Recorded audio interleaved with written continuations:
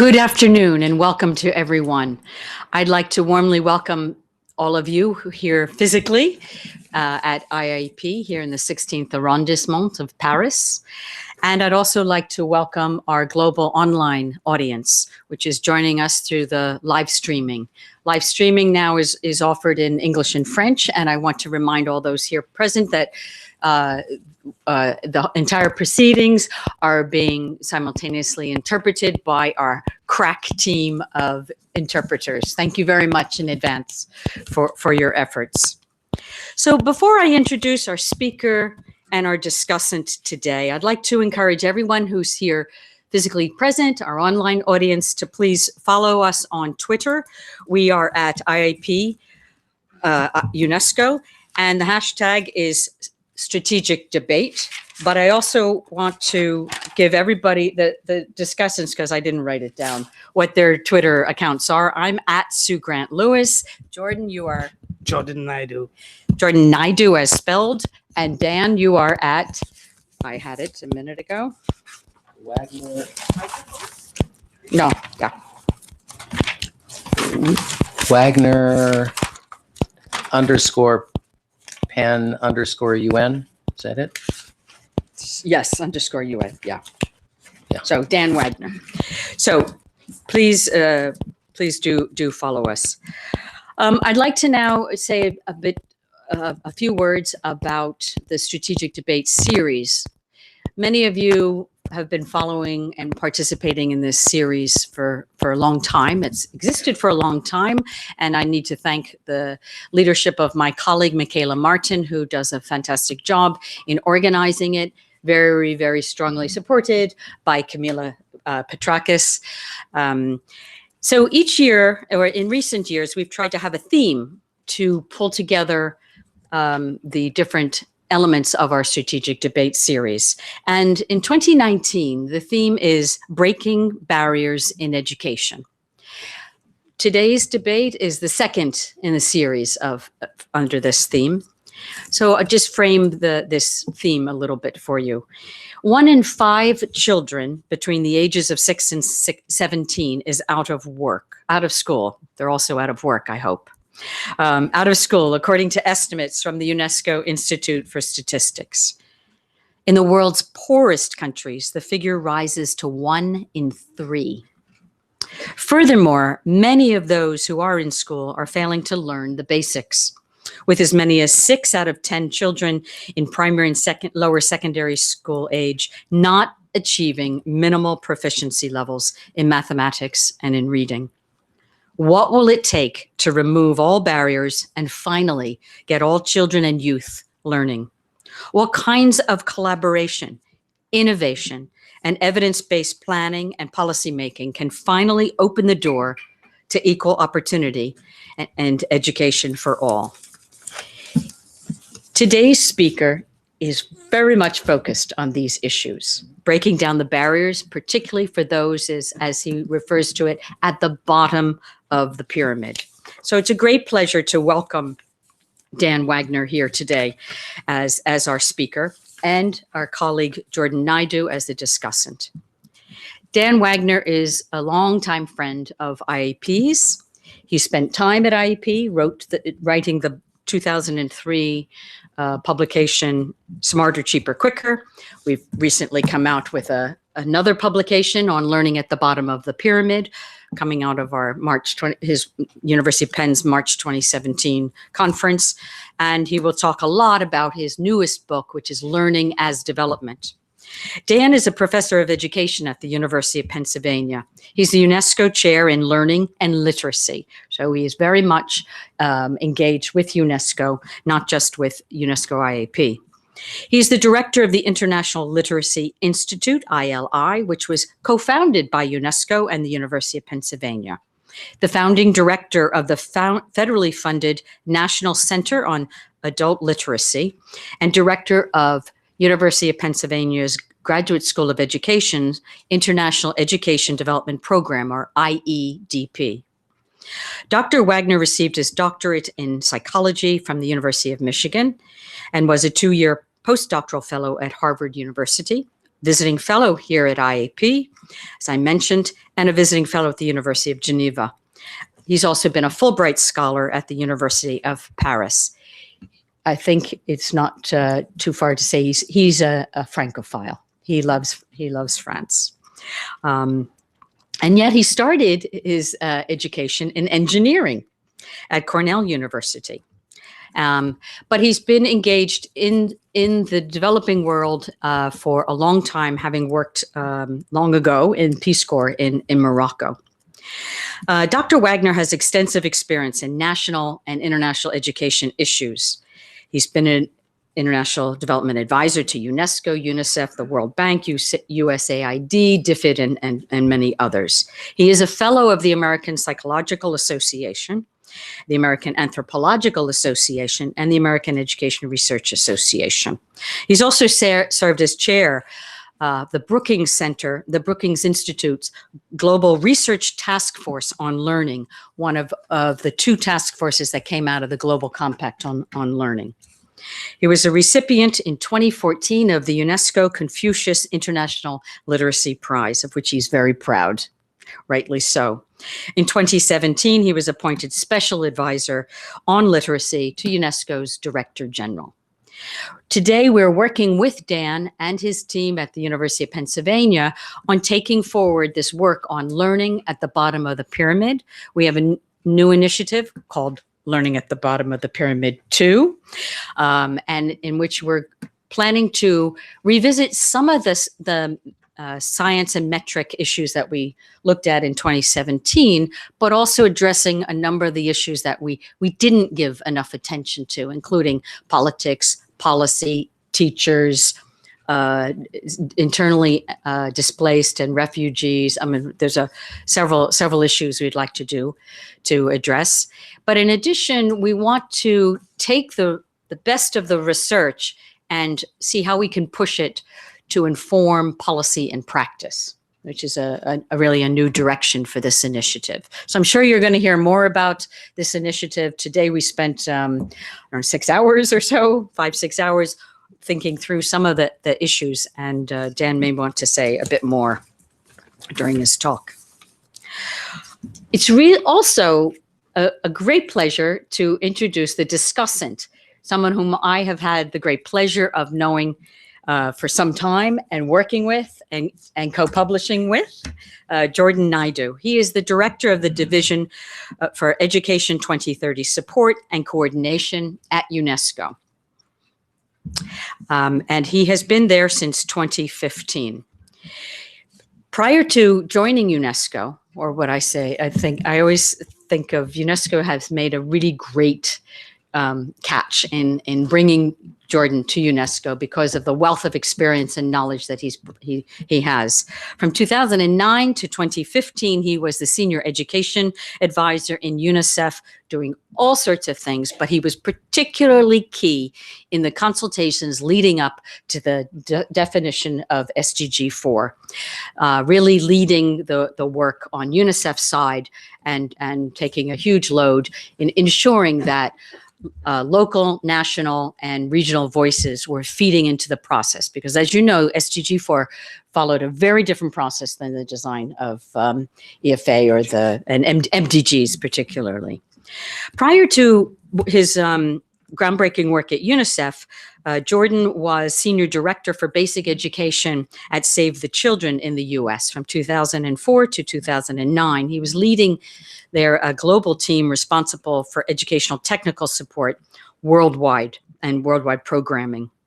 He has worked directly on programs in Indonesia, Nepal, Ethiopia, Bangladesh, Bolivia, Haiti, South Africa, the US, and elsewhere. He has extensive classroom experience and expertise in policy analysis, program, and systemic evaluation and monitoring. He's also worked on community mobilization, school governance, decentralization, democratization in education, as well as work on education in fragile contexts. Jordan and I met when he was, prior to Save the Children and other things, he was working at the Center for Education Policy Development in South Africa. And then I had the pleasure of working together with him during his time at the Harvard Graduate School of Education. So it's a great pleasure, Jordan. Thank you very much for being here. So with just a reminder about our format. So we will first hear from our speaker, and we'd like to hold the discussion until after the discussant has made some remarks.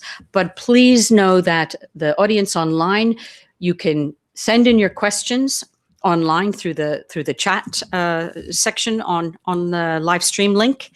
And for all of you, we will be coming, we'll have a microphone that will be carried around. So please think about your questions as we go through the formal presentation of this seminar.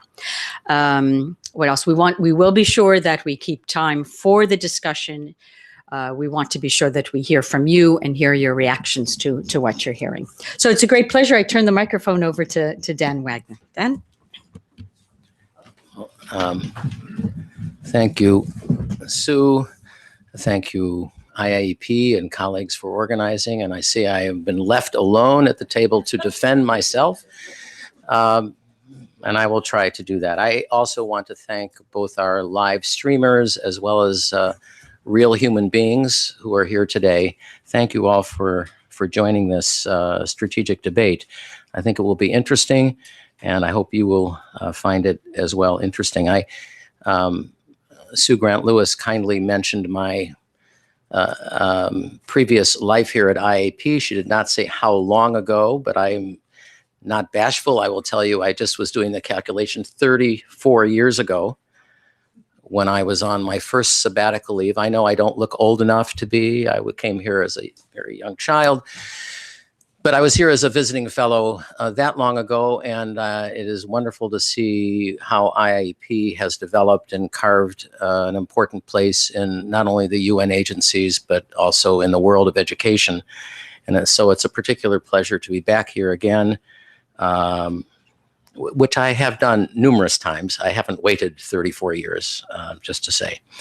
So thank you all. So the topic of the book that you heard about and you saw, Learning at the Bottom of the Pyramid, and this other book, Learning as Development, speak to the issue of the global learning crisis, the UN SDGs, and educational equity. Now, I would guess that most of you, broadly speaking, are familiar with these issues. In almost every country, including my own country, the United States of America, we talk about these issues all the time. I'm in a school of education at a university, and there is no day that goes by without us talking about disadvantaged children in the United States and what do we do about it for education. In the context of the United Nations and the SDGs, we tend to think about low-income countries. We tend to think about the poorest countries in the world, in particular parts of the world. And I want to suggest to you that this is a global issue. When I talk about, and I will from time to time, low-income countries, and I'm going to give a few examples. I'm not only, though, in the context of LBOP, learning at the bottom of the pyramid, I'm really talking about populations of children, youth, and adults who live in very poor contexts in whatever country. So you may not be from a poor country yourself, but probably the country you are from has people who are marginalized, disadvantaged, perhaps haven't gone to school, perhaps are migrants into your country. One only needs to read the newspapers in France to know that this is a global issue, not just one of particular countries that are deemed by international agencies to be low income. So the focus that I have is also a particular slice of the field of education. So you will notice when I talk today, I will refer to education, I do in the title, but I'm really going to be talking about learning. That's my field. I'm in a school of education, but my focus is on what happens, the transaction in and outside of the classroom, on people who are trying to take in a curriculum usually a formal curriculum, but I'll talk about what happens when you're also out of school. You're also taking in information. So you will hear from me, and you might, if you're either streaming or here, ask me a question later that has to do with sometimes you hear in discussions of learning in a UN conversation that children out of school don't learn. That's clearly, from my perspective, a false statement. We all learn every day. In fact, we learn from the moment we're born, and there's never a day we don't learn. The question we ask as educators is, what is the nature of that learning? Does it matter whether they learn what we teach, or are they learning something else?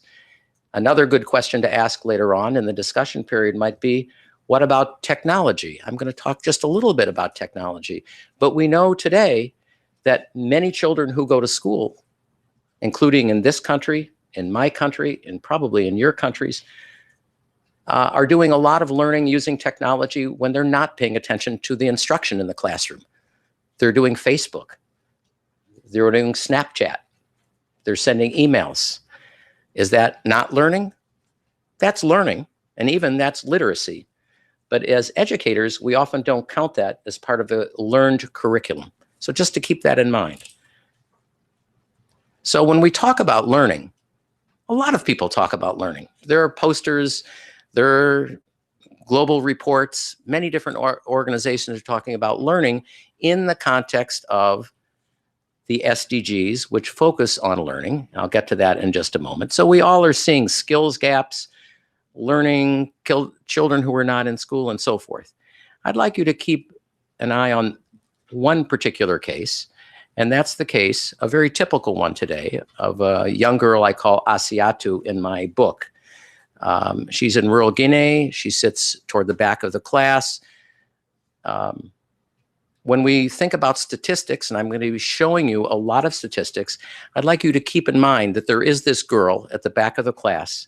She is most likely going to be dropping out of school, like her sister dropped out of school and got pregnant at about the age 14. She is also on the road to probably dropping out of school unless we as educators do something about it. So keep her case in mind. And here's a piece of data.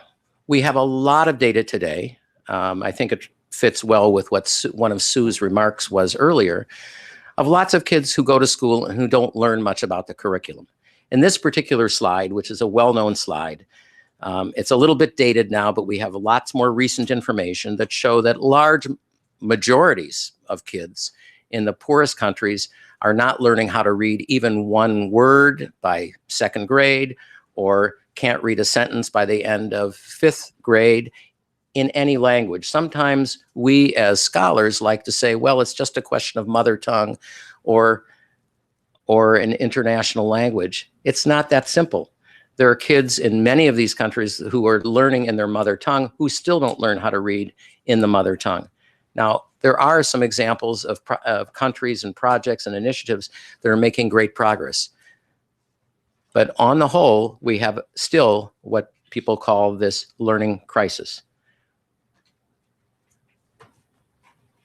So what is goal number 4? Many of you are familiar, I think, in this room and online with the Sustainable Development Goals. Goal number 4 has many complex pieces, but the major goal is to ensure inclusive and equitable quality education and promote lifelong learning opportunities for all. It sounds like a goal we could all accept. I think many people do accept it. The question is, how do we achieve it, and how do we achieve it, at least from the framework of my presentation today, for those kids who are most disadvantaged, most marginalized, who may be in school and not learning the curriculum, or who may not even be in school.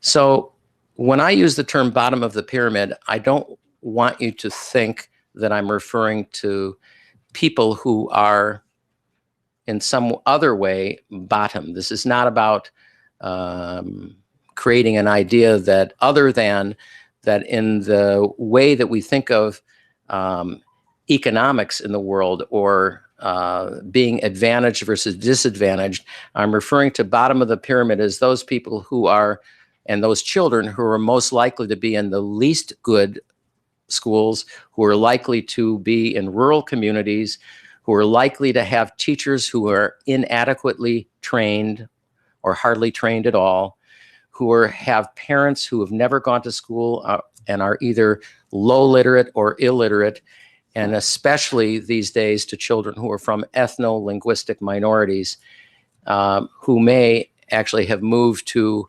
the city in many of the megalopolises in the world today. Think Nairobi, think Johannesburg, think Delhi or Mumbai. Kids who are speaking their family language, but they're in a school that requires them to speak either English or Hindi or languages that are not part of their lives. And it's difficult to have an estimate. We don't have accurate estimates, but approximately 1 to 2 billion people today, very roughly. It might be more, might be less. It's a big number of people. Where are these people? Well, this is a heat map where you can see in degrees of deepening red the poorest countries of the world, the highest demographic density, overlapping with the educational quality stress. So if you were to look at data, of which we have lots of it in the GEM reports or GMR reports, World Bank reports, you'll see this typical set of countries, usually related to GNP per capita as well. So in some ways, there is not a lot of debate on issues that guide us in learning at the bottom of the pyramid. There's broad agreement on some of the educational achievements we've made, but there are clearly serious remaining problems, especially in low-income countries. So we know that access to schooling has grown tremendously to over 90% of kids being at least entering in primary schooling in terms of net enrollment rates, and 50% in secondary school in sub-Saharan Africa today. Now, that's a huge achievement compared with where we were 10, 20, 30 years ago. But as others have indicated, and I would agree as well, the persistence in school at the bottom of the pyramid is remarkably low. Dropout rates are more than double those in the middle and upper economic classes, whether you see this more broadly or in low-income countries. In other words, there's a growing gap for the poor in learning skills, reading and math in low-income and even middle-income countries. The gap is, I believe, growing. There is evidence of this. I'll show you some of that evidence. There's also something that we have not discussed very much until the last few years, and that is the world around the school. That is what I call megatrends of urbanization, external and internal migration, civil conflict, and climate change. I claim in the Learning as Development book that this is making things much more difficult for educational systems. You can know this by understanding the rapid growth of number of kids in classrooms. We now have lots of data showing that the class size per teacher has grown more than double in many of the largest cities in the world. We don't have enough skilled teachers. We have too many children in classes. This was viewed initially as a great success of getting more children in school. The downside of that success is that a lot of children are not learning in classrooms. Teachers find themselves in a particularly difficult situation. Even the most skilled teachers have a very difficult time teaching both double the number of children or triple the number of children. And the fact that, something that is not widely recognized, that these megalopolises, these big new urban centers, are attracting students, young children from rural areas that often speak a diverse array of mother tongues. So it's not unusual in Johannesburg to have 5 or 6 different languages in a classroom. No teacher can master 5 or 6 languages and try to teach even bilingual education in a classroom that has that many languages and also trying to speak English. These are serious problems. They're actually growing problems. They're ones that I think we as people in education, I think, have not quite come to grips with. Also, the issue of climate change, which is driving people off the land into urban settings. These are the contexts of it, I think, that make education much more difficult than it was even 10 or 20 years. Even though we can claim success of getting kids into school, there are systemic reasons why the education systems are under a great deal of stress. There's also this issue of spending. I could have shown slides that show that spending has gone up on education around the world. Even in the poorest countries, most of them are spending more money. Some are spending a lot more money on schooling. And yet, if you look at primary schooling in low-income countries, the spending is 5 times less than in low middle income countries, and 40 times less. I'm sorry, I'm not sure you can see this. If this thing works here. That's $170 per child, $8,000 in the high income countries, $773 in low middle income countries. If you look across, some people ask, how do you make a decision about where to invest in education? If you look here, the per capita spending, again, 170, 1,700. So 10 times more per capita on higher education per child than on primary education. So some people ask, well, why should we increase spending on primary education? Well, you can see at least there's this large, as the French call it, décalage or différence between those two. And you can also find that if you look at the facilities, many of you have visited educational schools in developing countries, you'll see that often there may be a physical structure, but sometimes that physical structure has not been maintained.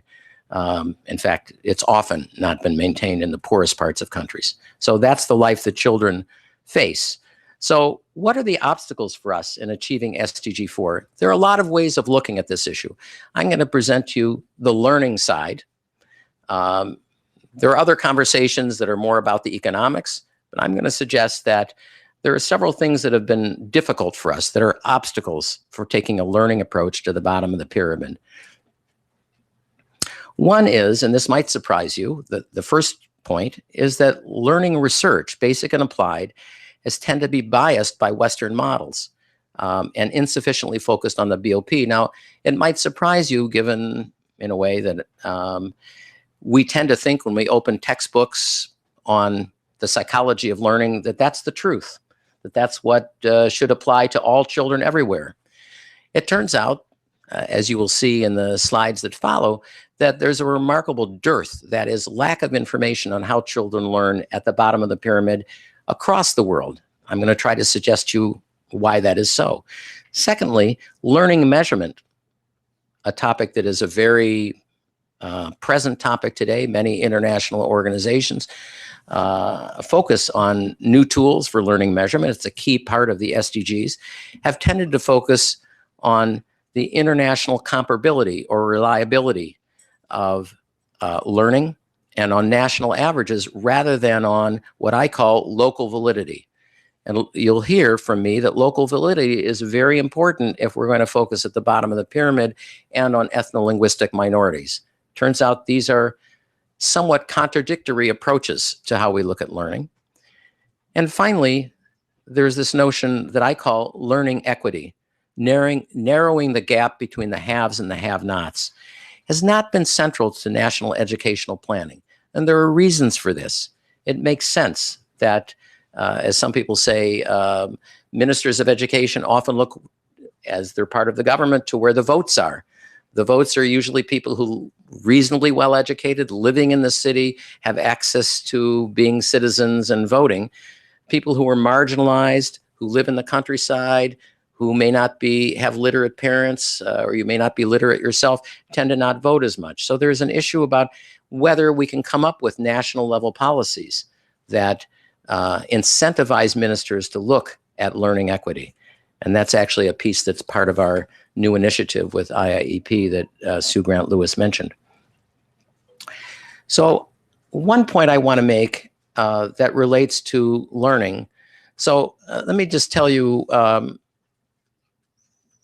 that when I was myself a student, a graduate student, studying for my PhD, when I went to class to learn about learning, we knew everything about learning. It was true, if it was true at the University of Michigan, it was true for the world. That is, you remember things, you perceive things, you learn how to read, you learn how to do mathematics, and that must be how everybody does it. Well, we were wrong about that. And my professors were wrong about that. One of the other things we tend to be wrong about, and that's what these slides are about, or I shouldn't say wrong, but I want to raise a question mark in your mind. That is, these are two relatively famous graphs. You might have seen them yourself. The first one at the top says that spending is not related to learning outcomes. This is a study done by the World Bank, reported in the World Development Report, that shows approximately a flat line across countries that invest more in education and less in education, and shows the learning outcomes. In this, you find approximately no relationship. That is a correlation of near zero. What do we make of that? Is that the kind of, now that appears in a very prominent document. Are we to assume, as ministers of education in a low-income country, that spending more on education is going to have no impact on children? I could ask for a show of hands. You should say we should not make that assumption. These are data from a different data set. Secondly, another one that's, I think, fairly provocative is one that OECD generated. And it shows a curvilinear relationship between using technology in classrooms. You may have seen this, and it made headlines all around the world. And it showed that schools that invest a lot in technology have lower PISA scores, PISA reading scores. How many have seen this graph before? Oh, okay. Well, just a few. Well, here's a good question. If you were a minister of education, do you take the conclusion, the scientific conclusion, based on 50 countries, that it makes no sense to invest in technology in your country, and that the more you invest in it, the less good children will learn? I don't think so. So we need to be careful. And the bottom line of these two slides and my previous comment is that we need to be careful how we use conclusions on learning based on samples that are very different than the ones we are focusing on. Because my conclusion, just to give you the sort of the last slide, is that we need to be very focused on the context in which we work. So in my book, this book, I try to sketch out a couple of other conclusions about where learning takes place. And one of these conclusions is that 90% of the research takes place in formal education settings. You may not be surprised that that's the case, because that's where ministries of education seek to improve learning. But you should know that in low-income countries, there is about 3 hours of instructional time per day in schools. That's because of teacher absences, that's because of children's absences, that's because the lights don't work, that's because the schools don't work. We know this. We have a lot of data.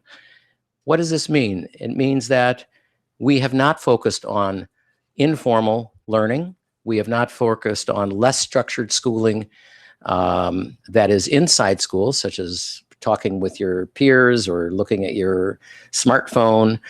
Nor have we focused much on non-formal education, even though it's an important part of the UN strategy for the SDGs. Very little research relative to in-school research. And secondly, as you can see, about 90% of the research is on population samples in the West, much like I learned when I was a graduate student. In fact, we had almost nothing in those days, going back 3 to 4 decades. We had almost nothing on how do children learn in developing countries. We now have more, but it's far less than we need to have. Another obstacle, as I mentioned, was around measurement. And this is another slide, again, taken from the World Development Report of the World Bank, that shows in the blue columns that have arrows next to them, the number of children from low-income parts of societies that are covered by assessments. And as you can see, that more than half in every set of countries are not assessed, who are in the low, they're not assessed by the standard protocols, the standard measurements for low-income children, leading us to also wonder that if we are looking at local validity, can we do that if children are not part of the assessments who are the poorest, most disadvantaged kids? And finally, this issue of equity. I'd mentioned the problems associated with ethno-linguistic minorities, by which I mean populations of kids who come from, who speak other languages than that of the majority or official language in a country. And this is an old, actually set of data from UNESCO that shows that in countries where there are multiple languages spoken, it's not unusual to find that kids who speak mother tongue are often at the bottom end of the pyramid. They often are among the lowest 20% of achievers in school. Again, not surprising. This is also true in European countries as well. In this case, this is a claim I think that carries well across countries. But the BOP, the bottom of the pyramid, is often ignored or underrepresented in national assessments and when we think of learning equity. I mean, maybe not as we today think of learning equity. I hope you will be thinking of these issues. So what are the solutions? Well, they're the flip side of my obstacles. I think that we do need to do research, and I say here on the poor, but I actually mean with colleagues who work with the poor. Sorry about that language. And across the full lifespan, not just in one particular slice of the educational pie. I think we need learning measurements that have greater local validity. And this was a topic of one of our conversations today at IIEP. There is a global push toward international comparability, trying to understand which countries are doing better than others. That is part of the mandate of the United Nations. But one of the questions you need to ask yourselves, the one I ask myself as a learning specialist is that in the best interest of children, or especially children at the bottom of the pyramid? You might ask yourself, and I'm sure some of you have, does it matter to know whether a particular country is ranked 34th or 44th or 24th in some kind of benchmark? Or does it matter more that you understand, that teachers understand how to improve education of those children who are pulling that average down? This is not an easy question. There is no single answer to this question, though I have some ideas about it I'll get to toward the end. So as I talk about learning equity, I talk about improving indices or indexes that close the gap, the inequity gap, and that raise the floor. So these are terms I will use again in a moment. So this graph, which is difficult to read quickly, but of course, if you buy the book, you'll have all the time you need. And it's on Amazon on sale. And this one I might mention is for free, thanks to UNESCO's good offices. So you can get the free version, but you won't get this graph in the free version. Sorry. But we do put your slides online. But yes, so those of you who are streaming and have the time to look back, you will have the full benefit of the slides. So the point of this slide is simply to show that if you were to take that original learning framework that I showed just a few minutes ago and think about it really as a lifelong approach, you would find that the contexts of informal, formal, structured, and unstructured learning actually don't look the same across ages. Kids who are in the 3 to 4 to 5 year age range are not the same as youth who are high school age students who are either in or out of school. And again, the same claim I would make is that almost all of our research is in the middle box for school-age children in formal school settings. Most of these boxes are largely empty. So if there are PhD students or master's students who would like to do dissertations or master's theses, you have a lot of work to do. There are many dissertations, many pieces of research to do to fill this in if we are going to understand how to improve learning at the bottom of the pyramid. And I would say actually anywhere in the pyramid, because many of these cells have simply been unattended to because they're not part of schools. And most researchers, people like me, and maybe people like you, don't often have occasion to work with kids who are out of school, living in rural areas, or even to understand what is going on in a classroom if a kid is not paying attention to the teacher. This is usually not what we focus on. So there is a lot of work to do in this area. Now, it is the case that that now, I guess, almost 10 years ago, I published a book again with IIEP called Smaller, Quicker, Cheaper, Improving Learning Assessments in Developing Countries. This was a book that had an impact, I think. There's been a lot more work in this area since that book came out.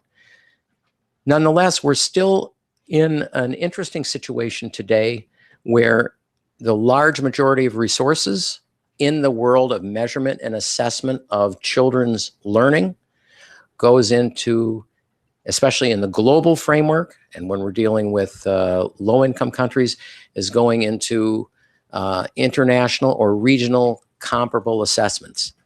Those have a great utility. I'm sure we'll hear from Jordan Naidu, who's been working on some of these issues for quite some time. But there is a debate. Unfortunately, we're having a strategic debate today, and there's a debate about the degree to which we should be emphasizing comparability versus local validity. And maybe we'll have a little bit of that discussion later on. You can see from this graph, you see the term EGRA. Some of you know that that's the early grade reading assessments. There's been a lot of that work in recent years. There's also been criticism of that work. That's work that looks at children's reading at a very young age, largely in low-income countries. There have been questions about its international reliability or comparability, and then there are issues around validity even with those kinds of assessments. But you can see, if you look at the third column, PISA, PEARLS, SACMEC, PASEC, LLECE, these are the well-known international assessments. This is where the resources are going. And one of the claims under the LBOP idea and initiative is we should put more emphasis on local validity if we are going to reach marginalized and disadvantaged students. So closing the gap, what I call the equity gap or the learning equity gap. We actually don't have today a learning Gini index. I would like to have that. There are reasons actually why we don't have that today. We could get into that conversation.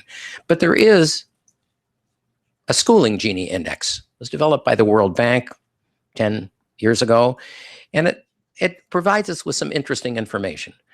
What it essentially looks at is the degree to which countries have a diversity of the spread of amounts of education, amounts of schooling between different parts of the population, essentially showing that I put the arrows, sub-Saharan Africa, still a large gap between kids who have very little education and some who have a lot of education, very much like you're familiar with the income Gini coefficient, probably most people in the room, that shows that in countries like South Africa and even now the United States, the gap is, at least in the United States, is growing between the rich and the poor. We know that from the headlines in the United States and in other countries. Thomas Piketty here in France talks a lot about that. And we find that in OECD countries, the gap is relatively speaking less, though one might, if we had more recent data, I think we'd show that there's growing inequity in many OECD countries, not all, of course, and in some others. What we'd like to be able to show, those of us in the learning community, is that the same trends downward exist in learning. But I would claim to today, if we had such an index, we'd probably find that they're growing in low-income countries, not declining like the income index. But again, we don't have those data yet. We do have some data, and it is based on OECD, which is, again, not a sample of low-income countries. It's actually a sample of relatively middle and high-income countries. But there are some lowest performing countries, and what you find is an interesting pattern. And this was done by Crouch and Rolston, actually just a year and a half ago. And some of their work also appears in, again, this Learning at the Bottom of the Pyramid book that shows potentially if one invested in reducing the number of kids at the lowest levels of learning, you might shift the country average higher. You might look like more of a middle performing country or a high performing country if you could get the lowest performers up. I have more data than I'm going to show you today, but just to say that there's a claim here, and the claim is difficult to support right now. I hope we will be able to do that in this next initiative. And this is the following claim. The claim is, if you were a national head of education, let's say a national ministry of education, where should you invest your resources? Should you invest it in the middle of the pyramid, the top of the pyramid, or the bottom of the pyramid? The data are beginning to show that in low-income countries, that if you invest in the bottom of the pyramid, you actually move the national average higher than if you invest in the middle or the top end of the pyramid. I would say from a researcher's perspective, we don't know yet if this is true or true across countries or just true in a few countries that we have data on. But this is a very important question, because up until now, most national ministries of education tend to invest in the middle of the pyramid. That is, I mentioned earlier, those families that vote, that are near voting machines, that are literate, and so on. One of the questions is, if the SDGs is to raise the national average of learning, whatever measure you use, is it better to invest in the top, the middle, or the bottom? And the fairly radical claim here, again, not supported by much data yet, is it pays to invest in the bottom of the pyramid. Now, what do we know about that?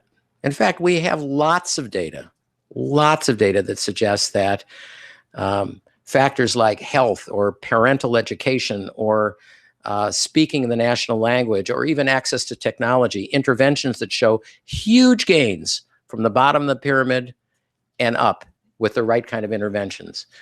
Most of these interventions, well, many of them are using RCTs, randomized controlled trials, and many of them are simply studies that look at before and after. But nonetheless, we know that there is huge room to grow across early childhood development, basic reading and math, adult literacy interventions. We know that we can make a difference if we have the resources to invest. I have other slides that I could show you, plenty of data in these books. So we know that there's a target we can reach. The question is how to get there. So by conclusion, I would say that there is such a thing as a learning equity agenda that we can approach, I think, with some confidence. Not that we know the answers today, but we know that if we focus on research, policy, and practice directly at the bottom of the pyramid, we can address a problem that I say has been hiding in plain sight. This is not an issue that we don't know about. All of us who are in education know that the most disadvantaged need help in whatever country. But I think we have not been focusing enough, and particularly in the global education arena, we have, I think, taken some satisfaction in getting more children into school. We have taken satisfaction, as we should. We need to reduce the learning gap. We need to raise the floor, and we need to pay attention, more attention than ever before, in within country local solutions, what I sometimes also call sample-centric solutions, which is to say population-focused rather than try to have large conclusions, magic bullets for the world. I don't think that that's likely to happen. So thank you very much. These are the two books. Appreciate your attention.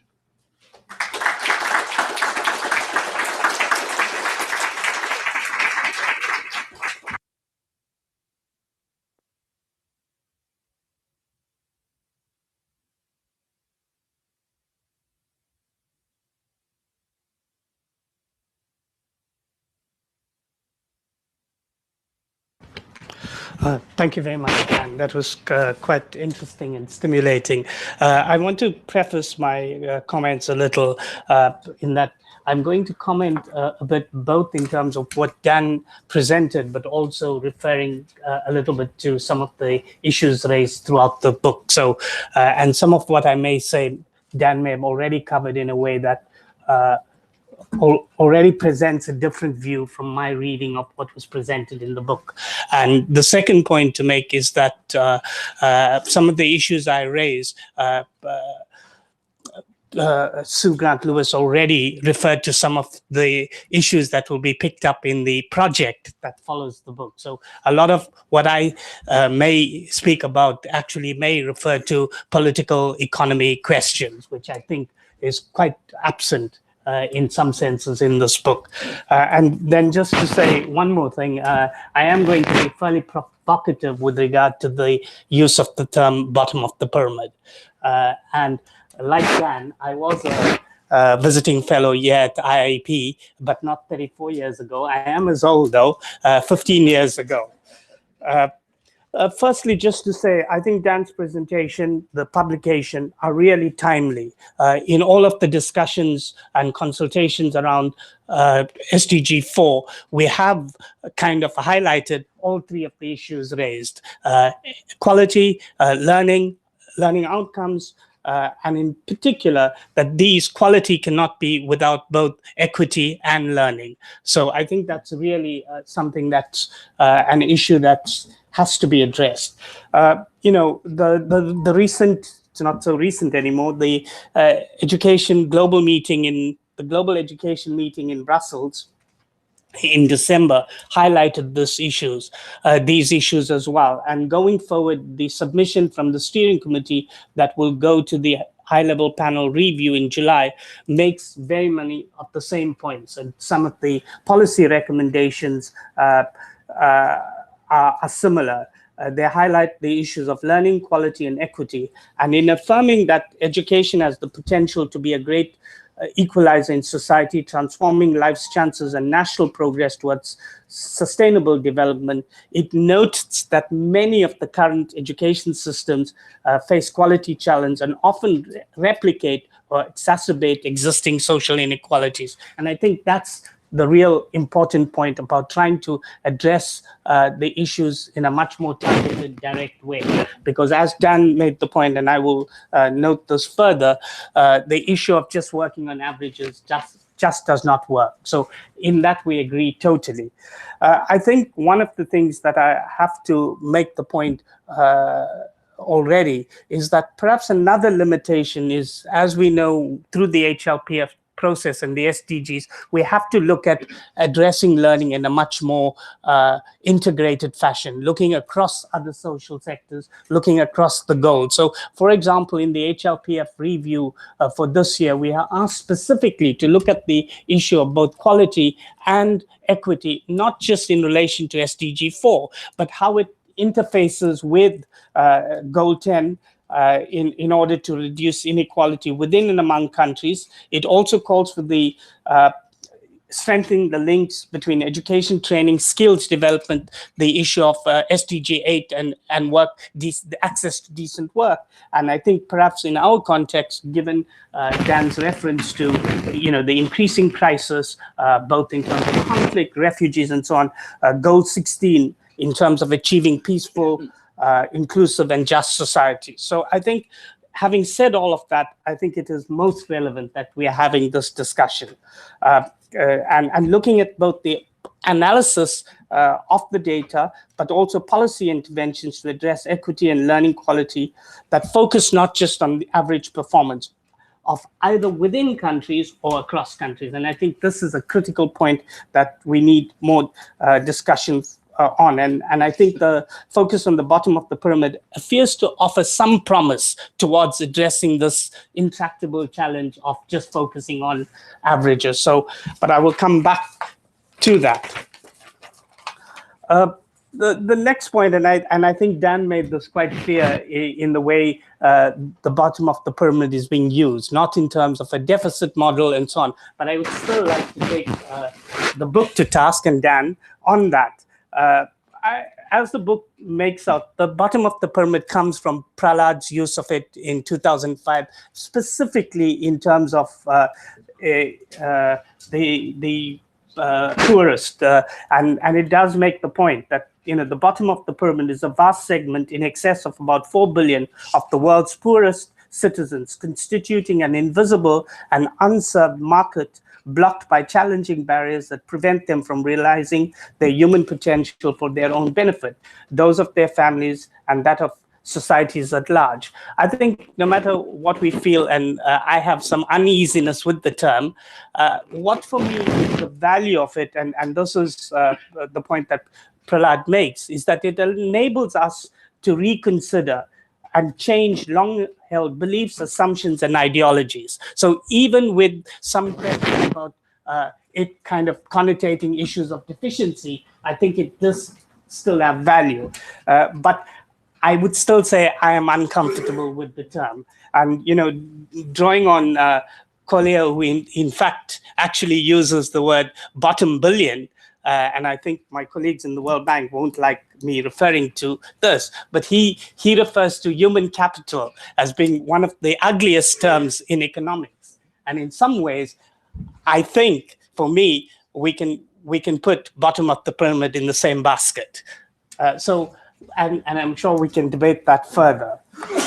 But and I know, in a way, my uneasiness is with the term itself and not with the sentiment behind it, as Dan has just explained. So just to be clear, but going beyond terminology, the approach implied in the bottom of the pyramid, and in particular, and I think Dan, gave us some points with regard to his questioning of large-scale international assessments. But the book, I think, does not go far enough. And in fact, if you read through a number of the chapters, they actually call for and reinforce the issue of investing in these large-scale assessments. And I will come back to your issue on that when you call for the learning index. And I think there's a bit of a contradiction in the criticism of the large-scale assessments and then the proposition of a learning index, because the two of them seem to go together.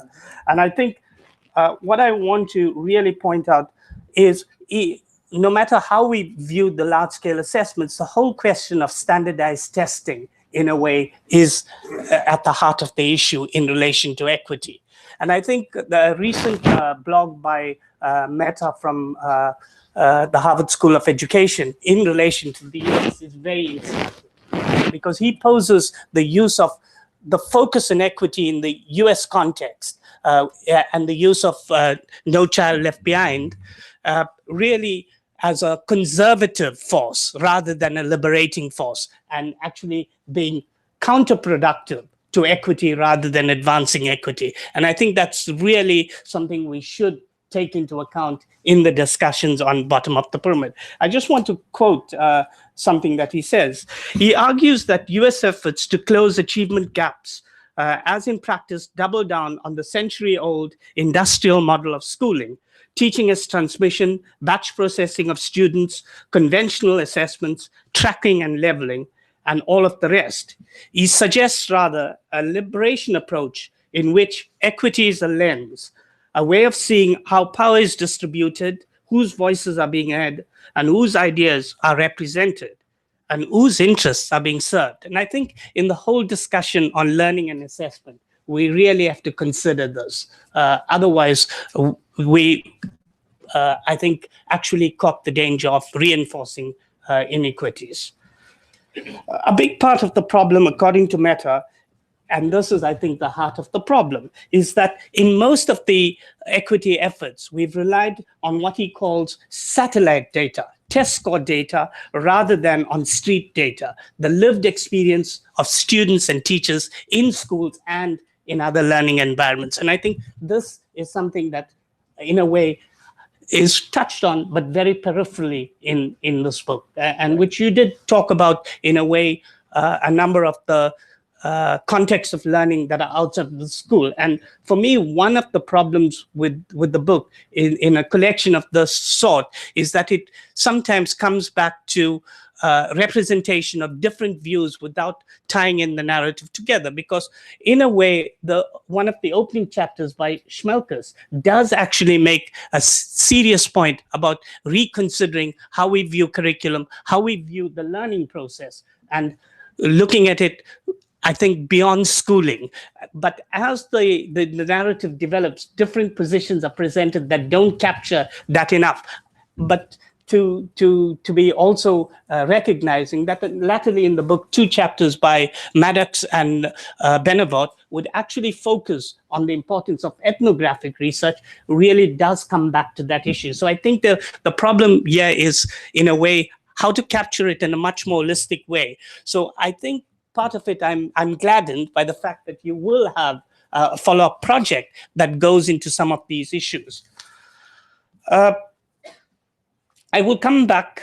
So really speaking, taking up Meta's challenge, I think we need to develop a liberation design that would create an attractive symmetry between adult learning, non-formal learning, and student learning in the formal system. I think this is something that we are struggling with. And it's an obligation on us if we are to deliver on the comprehensive ambition of SDG 4, because it does. If you look at the 10 targets across the SDG 4 agenda and going beyond the other targets in some of the other SDGs, it actually requires that we do that. So in some ways, while I appreciate the focus on learning and the 3 elements that you presented in terms of learning assessment, learning research, and the strategies to improve learning, I think it's still, for me, in the broader scope of things, fairly limited. And I will come back to this issue of assessment of learning and speak little on, for me, part of the problem is, and you did refer to the issue of education broadly, I think the problem for me is equating all we do in education with learning. Education and education outcomes go beyond learning. And I think the entire focus, and perhaps, and let me just go back a step, and just another thing that I forgot to preface, or everything that I'm saying today does not represent the views of UNESCO. These are my personal reflections. So I hope that is on record. Well, I hope so, or else I leave tomorrow. I think I've already spoken, referred to the chapter by Schmelkes, and I think it's worth reading again for everybody who's considering working further on this, and Dan's appeal for more research, I think, is important. And I'll say something about research, because I think what Dan did refer to learning research, and the book says something about learning research, but I also have some real concerns on how learning research is presented. I think what is, for me, quite troubling is that what Schmelkes presents, the cautions that she raises, are lost as we move through the book. That's one. And second, they lose traction. And if they could actually be maintained through some of the other propositions, I think it would actually strengthen the approach. I want to actually refer to another chapter in the book, the one by Aaron Benevot, which really makes the point that I'm trying to communicate as well. He says, by and large, researchers who probe the notion of learning at the bottom of the pyramid tend to privilege a rather limited range of the many settings in which learning takes place over the life cycle. And I think I want to add, this time from a UNESCO perspective, not just the life cycle and lifelong perspective, but a life-wide perspective, in that this really captures the notion that learning occurs in multiple dimensions, not only for those who are out of school, but even those in school. In fact, if I reflect on my own schooling in apartheid South Africa, I think I learned more out of school than in school. Whether by design or default, research in this area mainly examines tested knowledge and skills taught in the formal setting during the years of compulsory schooling. And I think this is an important point. And myself personally and UNESCO, I think we are also guilty of reinforcing this position during the consultations on SDG 4 implementation over the past 3 to 4 years. We've received a number of critiques from different constituencies that are focused just on target 4.1 and the obligation on 12 years of free and compulsory schooling has taken away attention from the other levels of the agenda that we are supposed to pay attention to. And I think it's a valid criticism.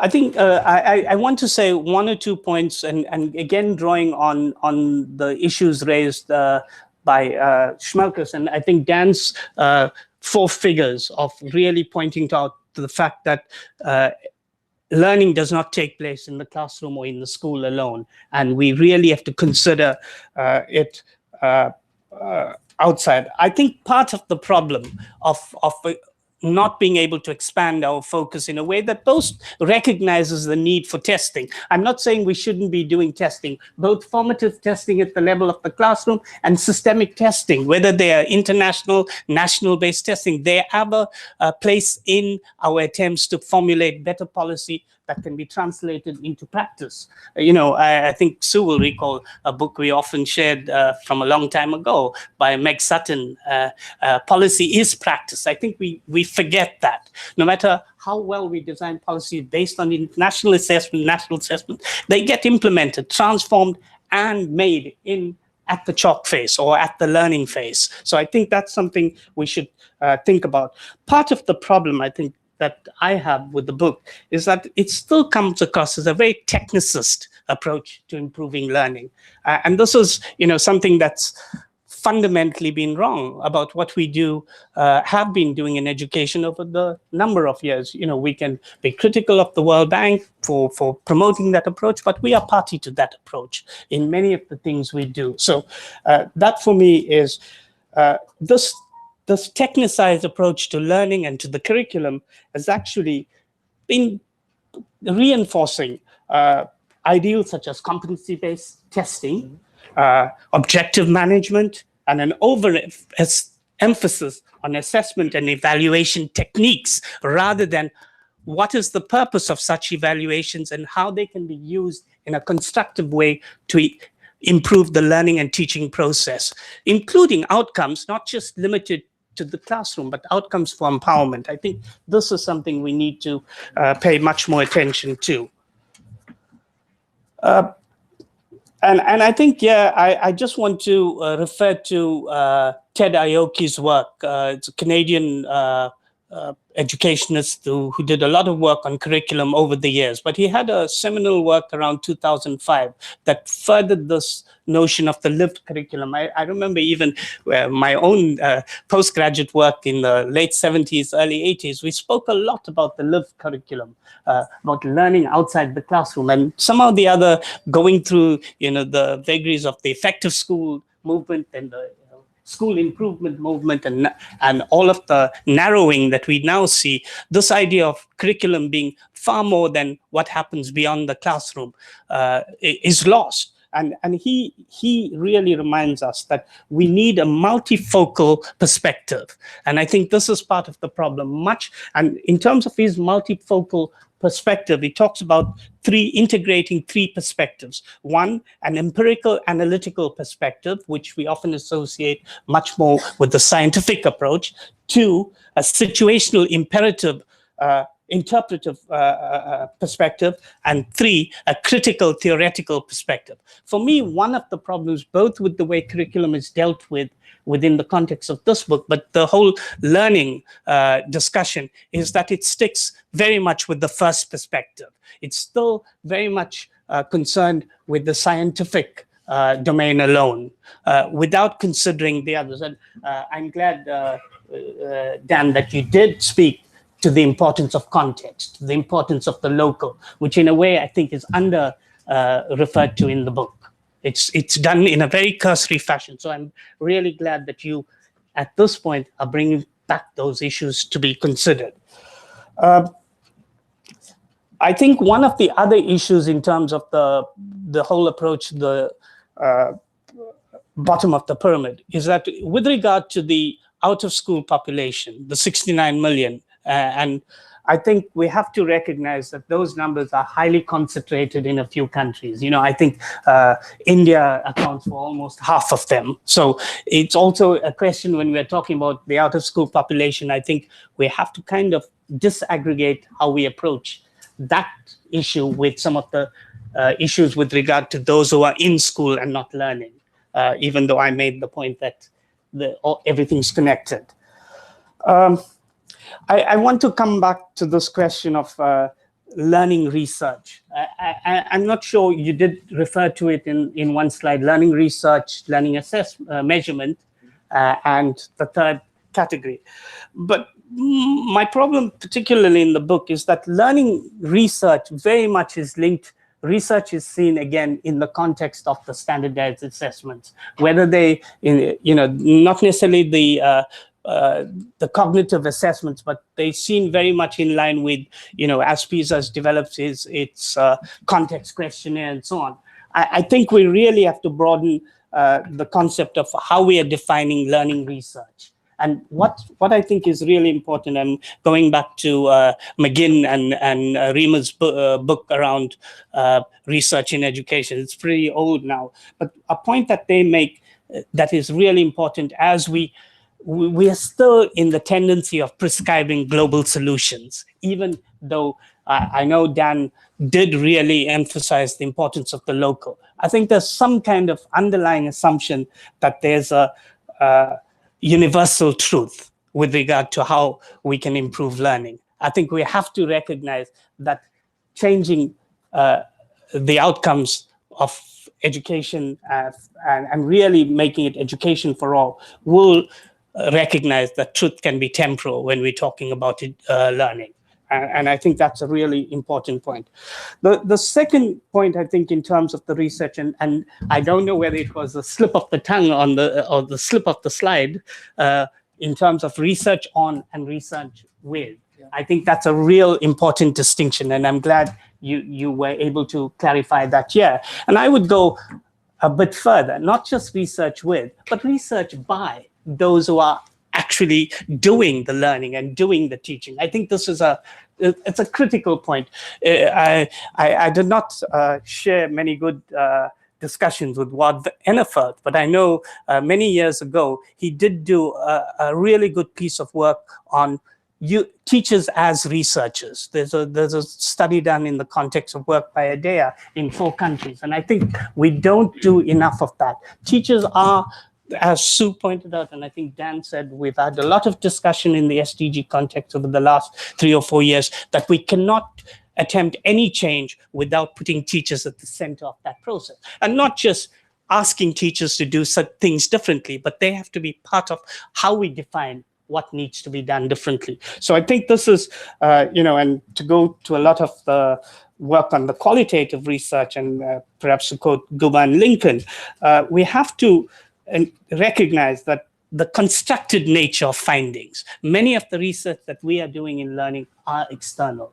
They're still very much top-down. So I think we have to really change the dynamic in practice. Sorry, there's a whole lot more that I can say, but I think I will just try to wrap up with just a few more comments. And I again, not to be overly critical, because I think the book is a real good contribution. And for me, the final chapters, and particularly the one by Maddox, is really important. And what it raises for me is that part of the problem when we're talking about learning, we are reducing learning for all to assessment for all, which is a real problematic. And I think we need to change that dynamic.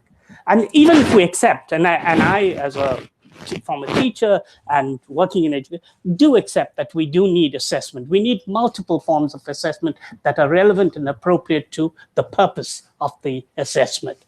And I think this is the point that Maddox makes, especially in the context of equity. So while I think the bottom of the pyramid approach is relevant, particularly to to attack this issue of working at the average. It will help us target better and work better. It's important to recognize that assessment design as currently practiced has a long way to go to offer equitable and responsible assessment for all. I think this is, Maddox makes this point, and I want to totally agree with him.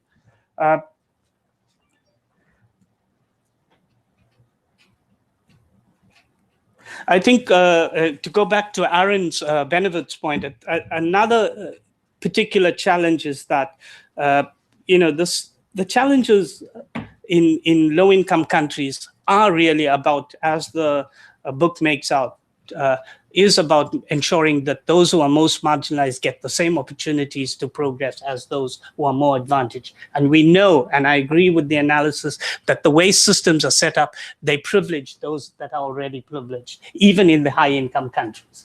And this is something that we have to really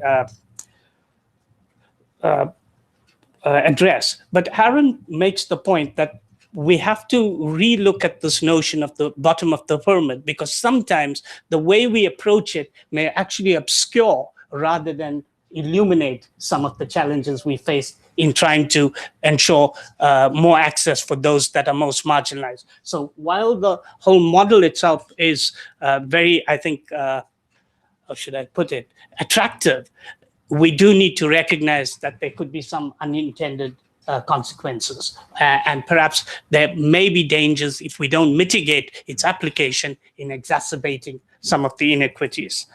I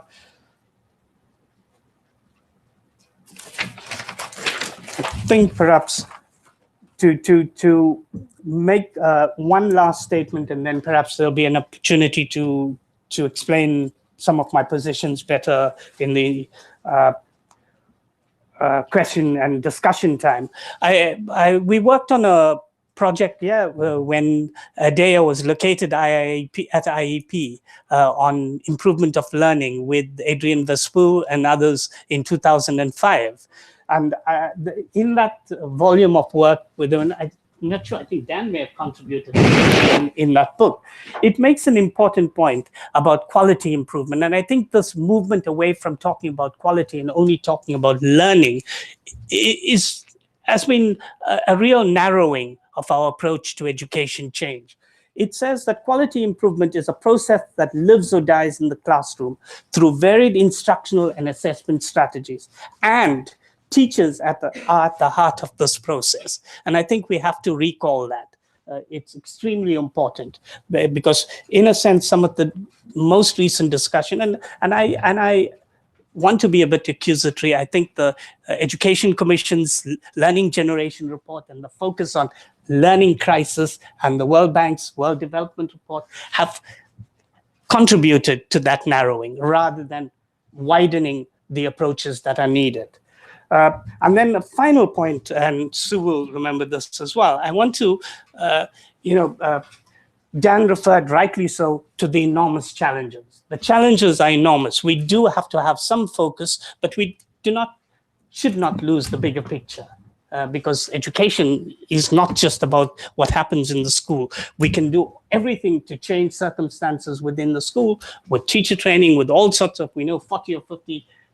As David Evans in this book says, we have 300 RCTs to draw lessons from. But we know that a lot of what those RCTs were very narrow, focused on very minimal things done within the classroom. There are many more other changes outside. And the last lesson, I think, is we have to recognize, as Dan said, we do need more money. Money does matter. And I would take Dan to task. I think for Africa, it is about investing more in primary education, but it shouldn't be at the expense of not investing in higher education. We need investment in both. We should not pit different sectors at each other. It should not be a zero-sum game for investment in education. And finally, I want to refer to Hayek and Cuban's Tinkering Towards Utopia on education change in the US, which is a real instructive look at, we are never going to be able to do massive transformation at one go. there's always going to be small steps. And the lessons from the US is very instructive. And a last point on financing, I think, and this is where the averages is really the challenge, even in a country like the US with high investments. Talking about, an average of $12,000 per capita, but the difference between Massachusetts and Alabama is stark. There's $3,000 possibly, or $4,000 in Alabama versus $15,000 to $18,000 in Massachusetts. And you see the difference in performance, even if we take something like PISA. For the first time last year, 2 states in the US requested results by state level, and Massachusetts and Connecticut were almost the same level as Shanghai and Finland.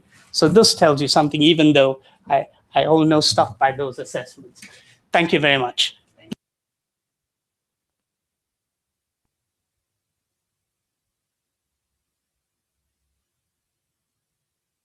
Turn back to you. So Jordan was true to his promise. He was provocative. But in fact, I think that a number of the issues you raise are issues we talked about earlier today, about the things that we missed in the Learning at the Bottom of the Pyramid conference in 2017 now.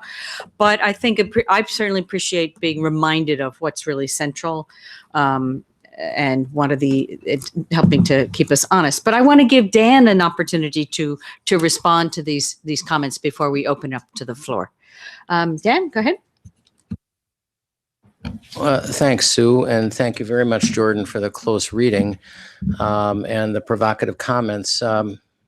As he probably knows, less provocative to me. I agree with about 90% of them. But I also need to say, just in the spirit of sort of being a writer of books and so on, that an edited book is very different than a monograph. So some of the issues that indeed are problematic, I think, in some of the writing of some of the authors. I actually agree with almost every criticism you made of some of the people in this book, but I think many of them were actually dealt with appropriately in this book, and I think you highlighted them. I don't want to actually go through them. I'm more interested in what other people would have to say. I think maybe just to highlight one or two very quick issues. I think sometimes we do have a problem for those of us who work more in the research space, gathering information space, trying to deal. I think you quite rightly brought up the issue of, is this technicist, or is this what we require for science and data gathering? For those of you who are more on the student side, I think these are terms that need conversations. Part of our failure, I think I'm definitely on the research side, is I think that we find it difficult to present technical findings in a way that is reasonably understandable by the public or by the non-technical specialist. And so I just want to maybe say that we can and should do better. I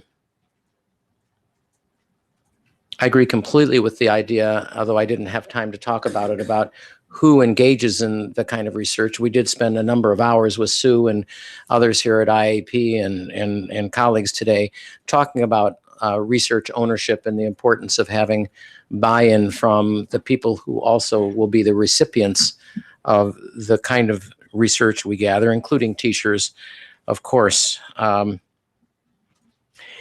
maybe finally, just to say that I agree completely. Naturally, as a person who's worked in higher education, I don't believe less in higher education.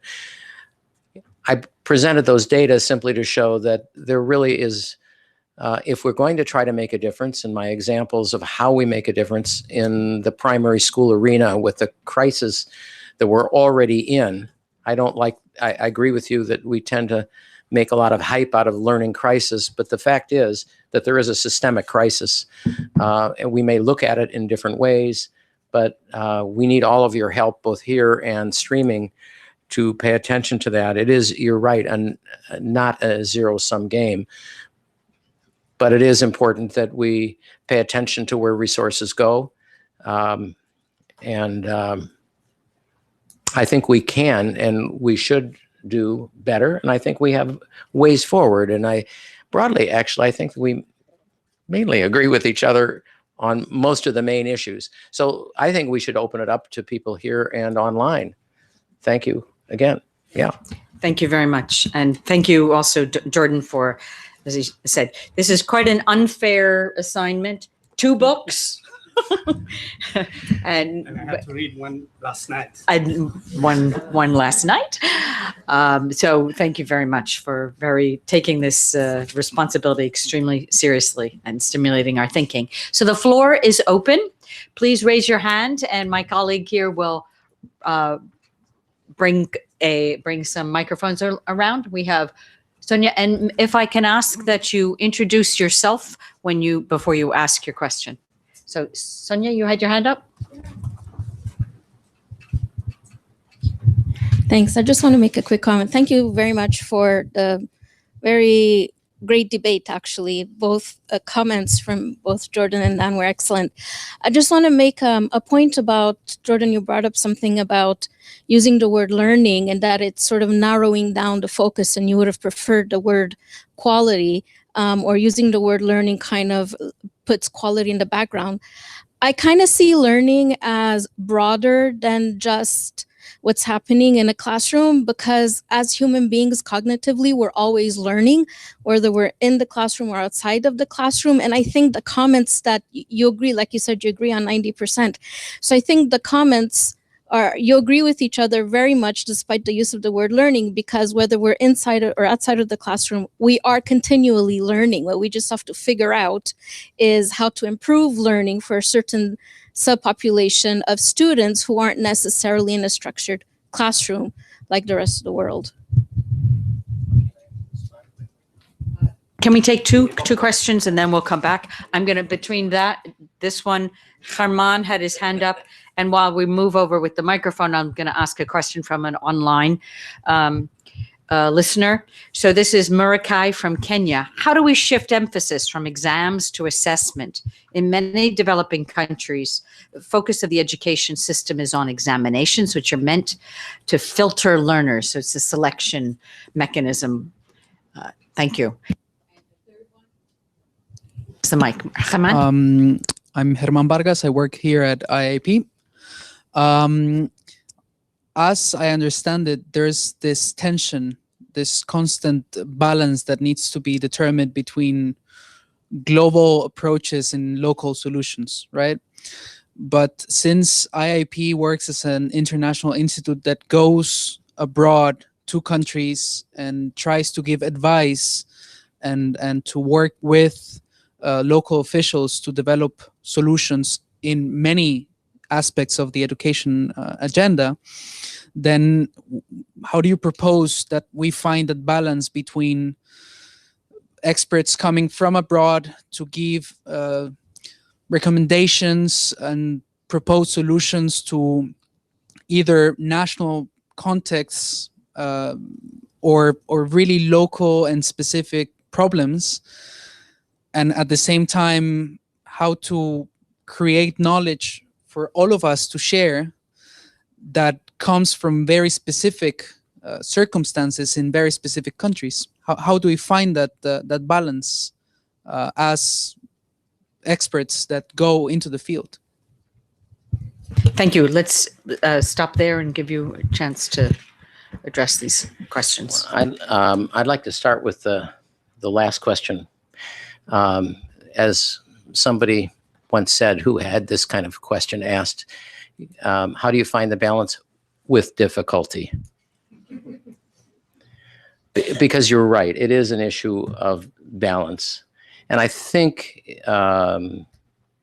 different organizations give advice on that balance more than others. I would say, I think this is probably where Jordan and I really agree, is that there has been probably too much emphasis on trying to take some particular strategy developed in some place and apply it elsewhere. I mean, and those of us who've been in the field a long time try to pay attention to what that balance should be. It isn't as if we don't make generalizations all the time as human beings and looking at the data, but we need to be careful not to only base it, I think, on sort of generalizations from other places. My whole focus in learning and development, learning as development, is to make sure that local context actually informs all the decisions. And I'd just like to make one comment to Sonia, and then I'll stop. And that is, I didn't really emphasize today, even though it's on the title that you can see, why I chose the title, Learning as Development. So my point of view was that there's been far too much emphasis on economic development as the focus. So the central theme of this book, Learning and Development, Learning as Development, is that much like Amartya Sen's book, some of you are familiar with, is Development as Freedom. This book essentially says that learning is the big issue. So I'm agreeing with Sonia, and that it is all around us, and it is what will drive us to a better future or a not so good future. So I'm going to... I just want to come back to the first question, just to add. I think one of the simplest things to do as experts, we need to have more humility. We have to really recognize that we are working with people and communities that have expertise, that have solutions themselves. It's not always about, global solutions. There's always this attempt to find silver bullet solutions, which we have encouraged. And I think that's part of the problem. Remember, Sue may recall, we were part of a group of about 23 so-called experts who were asked by Schiffelbein and Lawrence Wolf. There was a basket of solutions that they identified, and they said, we are all experts and perhaps we can agree. And surprisingly, going beyond the research, we did agree more or less on a set of common interventions that would work across. These were all experts who were supposedly working in Africa. So I think part of the problem is in coming to this, and it's been a culture that's built up over time. And I think that's part of the problem. We do have to recognize that even where we learn from the global experience, I'm not saying we shouldn't. We need to, as the bottom principle, is how do we contextualize? Often we forget that most of the barriers is in the operationalization. We do not do enough operations research, looking at the barriers in context. And I think for me, that's one of the biggest challenges.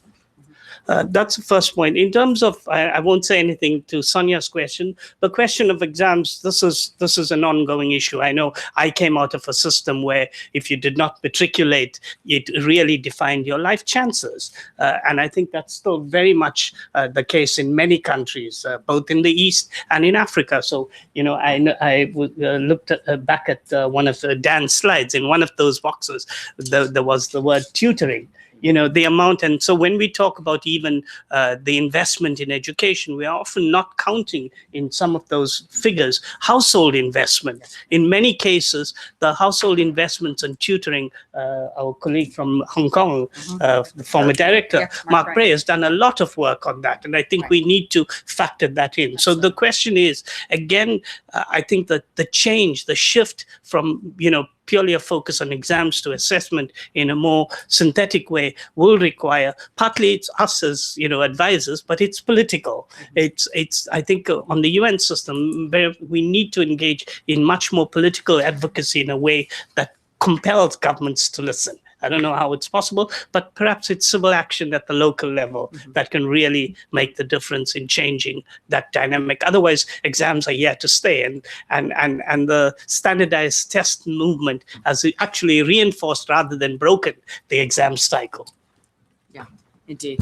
It's a long-standing problem. The examination systems as a purely selection function and not for really assessing the depth of learning and capacities, competencies, etc.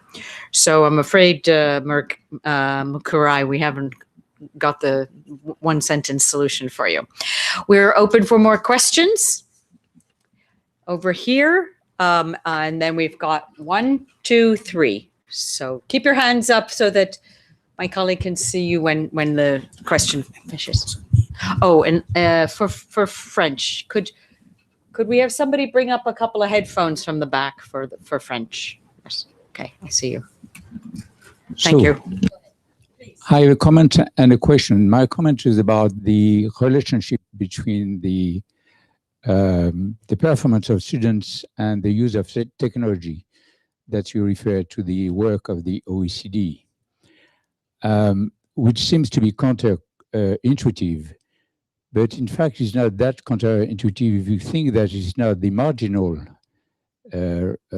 rate. This is not the average rate. This is the marginal rate of return, right? And this is what the OECD said. And the example that the OECD used was the fact that if you use internet to make a very simple research, the return is very high. But if you use internet during 1 hour, at the end of the day, you don't get a very high return. So this is the marginal rate of return, which is decreasing, and it's not the average rate of return, which is decreasing, right? So the curve is wrong, right? You have to be very careful about what you say. Second, it's the question I have. I fully agree that we need to invest in the bottom of the pyramid. You remember somebody said many years ago that there is a fortune at the bottom of the pyramid. But at the same time, if we need to invest in education, don't you think that we need also to invest outside education? That is, you need to invest in the health of the students. You need to invest in their protection. There's a lot of human trafficking in developing countries. You need to invest in their nutrition. You need to invest in the fact that many parents, they don't have a very high intrinsic motivation in education, in particular for girls. You need to invest in the fact that many students, they are living far away from the schools, and going to school sometimes is very dangerous, and so on and so forth. And if you don't do that investment, I mean, there is no point to invest in school. So you need to invest in both. That's the point. So don't you think that you need to invest both, and maybe you need to invest first out of school before you invest in school? Thank you. Could you just tell us who you are? I'm Bernard Gonier, a former deputy director at the OECD for education. Thank you very much. The next questioner, could you raise your hand again? Thank you.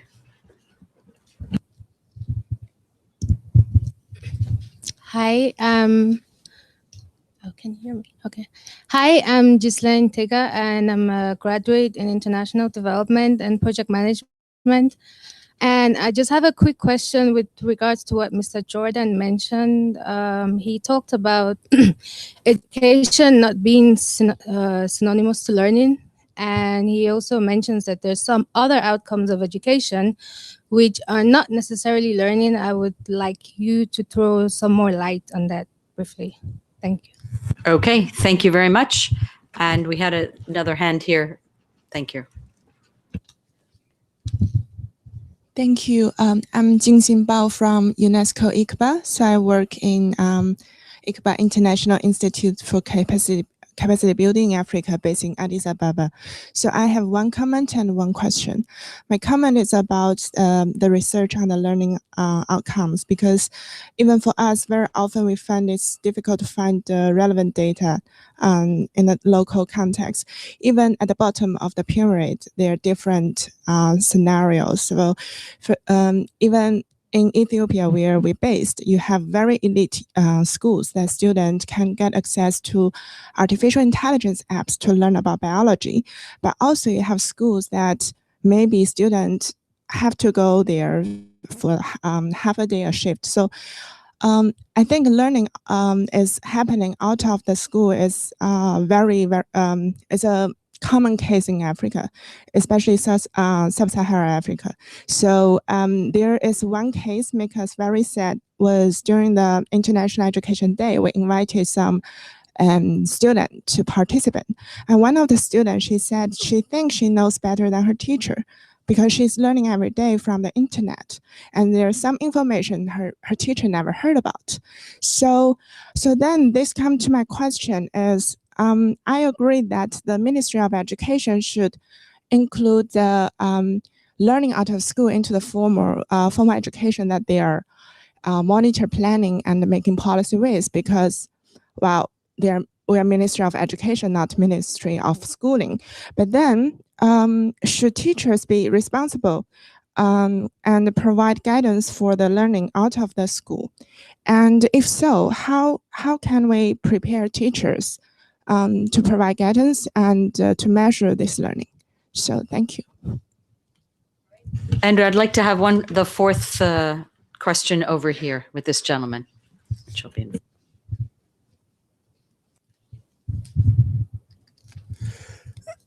Je vais parler en français pour diversifier la langue un peu.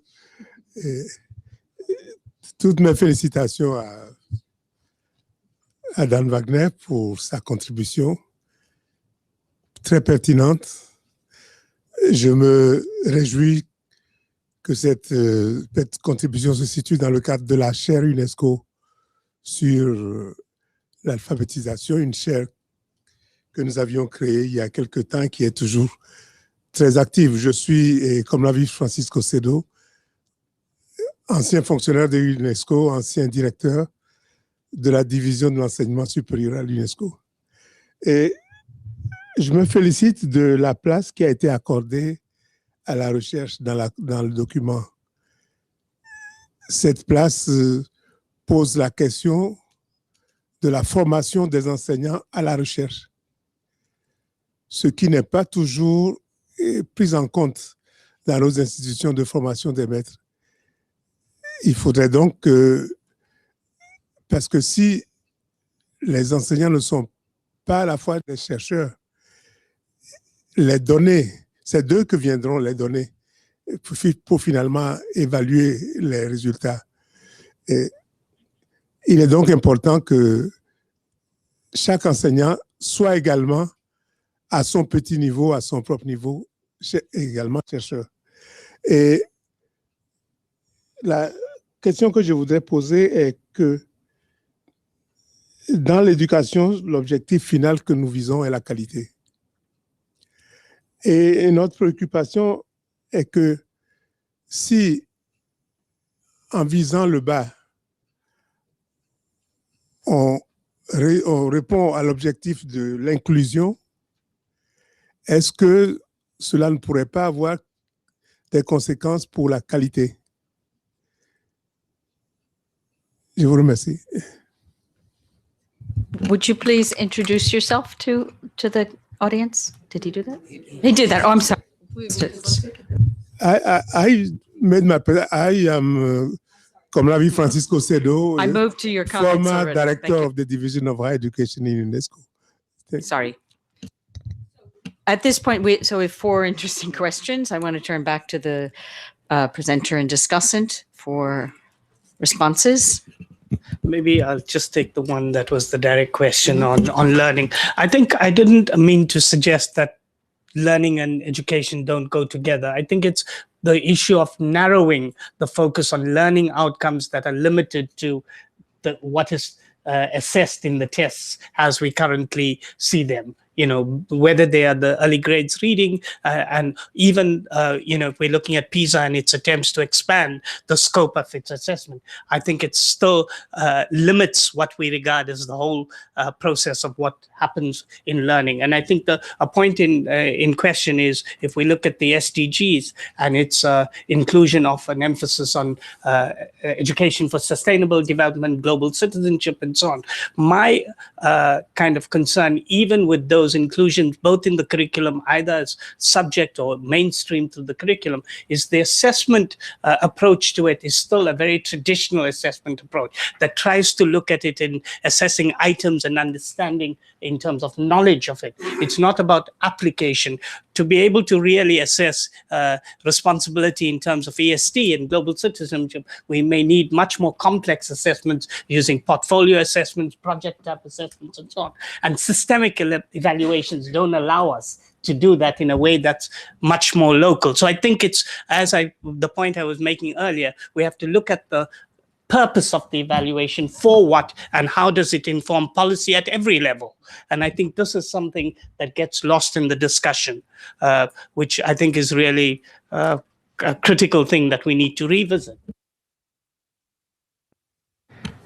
So those two questions, the one that Jordan just addressed and our good question from IIEP, are, I think, similar kinds of questions about what is learning, how would you measure it, how do you go, let's say, toward more practical portfolio, empowerment, to use a word that you used earlier.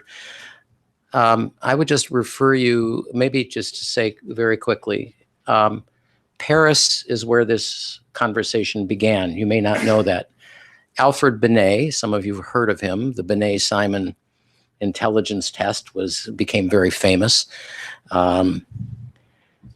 Binet was asked, and this is actually a story in the book, Binet was asked back in about 1905, more than 100 years ago now, to find a way to guarantee that the children who were admitted to school would do well. They said, can you come up with an assessment on what would make a good Frenchman? Notice the emphasis. Became French person, citoyen français.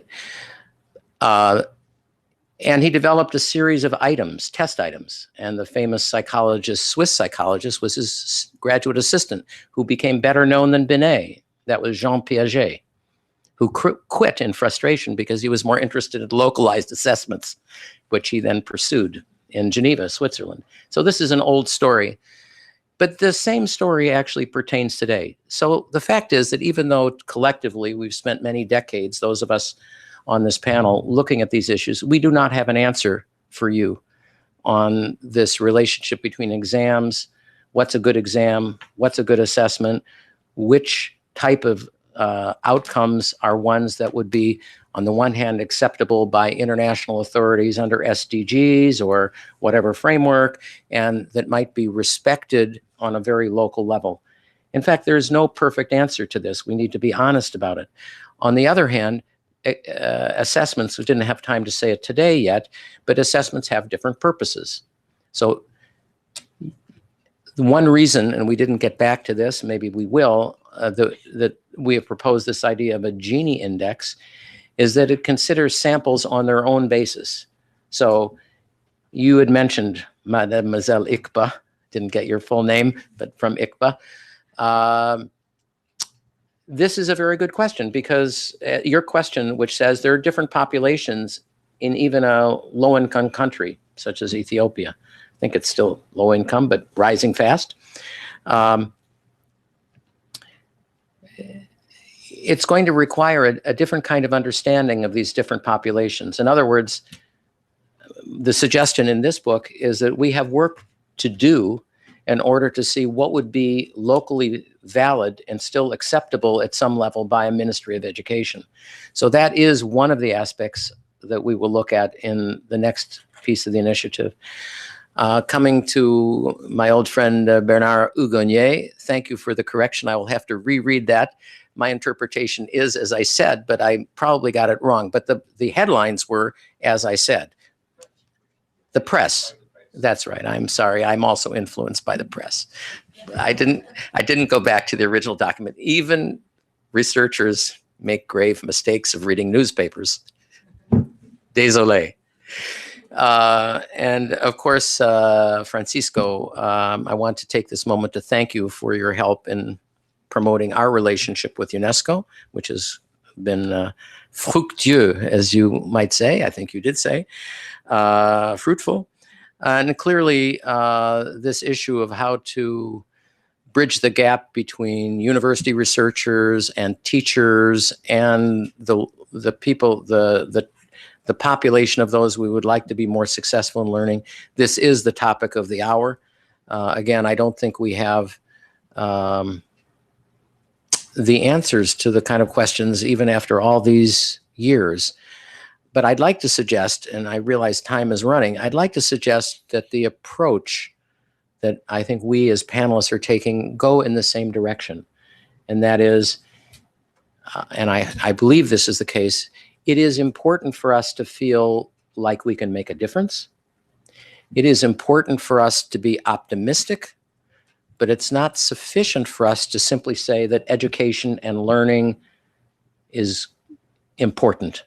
There are things that we need to do, research that we need to apply, better measurements that we need to create.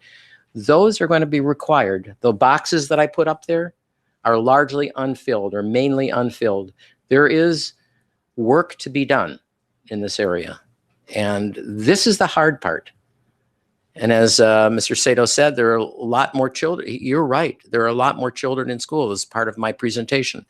What do we do around issues of quality when the diversity of the classroom has gotten so large and great that teachers, even well-trained teachers, have a great deal of difficulty managing that situation? So we have a teacher training issue, teacher learning issue. We have a problem at the international level. I'd be interested to know sort of where your thinking is, Jordan, on this as you think about how this all fits. I think, the point made about not just focusing on education and within the confines of the school or any learning environment. We've been saying this for a long, long time, but it seems to get nowhere. We still always are treating education as this black box where we can make all the change. But I think, as Dan said, for us in the discussions over the last few months, at least, is the focus on teachers and the critical teachers as agents of change. I think we have to really focus on that and build the capacity to be active change makers. And I want to remind us as we try to reform and transform education. A quote from the Tayek and Cuban book I referred to as Tinkering Towards Utopia. They say educators have variously welcomed, improved, deflected, co-opted, modified, and even sabotaged outside efforts at reform. So I think this is really important. We have to, whatever we are doing in terms of trying to change, we have to work with, and I know we're talking largely in this context about the formal school, but that also will change. We have to recognize, despite all our reservations on technology, we do face an environment that is going to face accelerated change. In most cases, and particularly for the most disadvantaged, our model of schooling is still a model from the Industrial Revolution days. It's still very much the transmission model, even those in the most worst of circumstances where children are learning out in a hut or outside, it's still sit them up in a row and deliver something that they have to imbibe. And I think we do have to move beyond that. Thank you. I'm going to ask that we take 5 more minutes because we have two related questions from our online listeners, and maybe is there one more burning question? Okay, we got one hand here. So let me rephrase. So Munir Mahmoudi from Tunisia and Sharanya Menon, not sure where she's from. They asked a related question about where does the responsibility lie? And Munir is saying, question of learning assessment standards is shared. Who should officially take responsibility, or should we just be, you can have a quick answer to this question, should we just be content with large-scale assessments like PISA? I think we could all say no. And Sharanya asking who should take responsibility for creating measurements with local validity. So I think people are looking for, if we're to move forward, if we're to take action, where should the leadership reside? And then the question here, and then we're going to have to close because we do have to keep time for you to interact informally with our panelists upstairs. So please introduce yourself. Alors bonjour, je m'appelle Founé Konaté. Je suis étudiante en sciences de l'éducation à l'université d'Amiens et nous avons la chance d'avoir quelques intervenants de l'IIEP qui vient dans notre université. Et moi, je fais partie de ces étudiants défavorisés qui a eu la chance de pouvoir avoir accès à l'éducation. Et j'ai ce privilège d'avoir bénéficié d'une bonne éducation auprès de l'université, de l'IIEP. Et moi, je suis une personne qui suit vraiment tous les débats qui se font via le net par rapport à l'IIEP. Et j'ai voulu venir aujourd'hui parce que la thématique m'a vraiment très, très intéressée.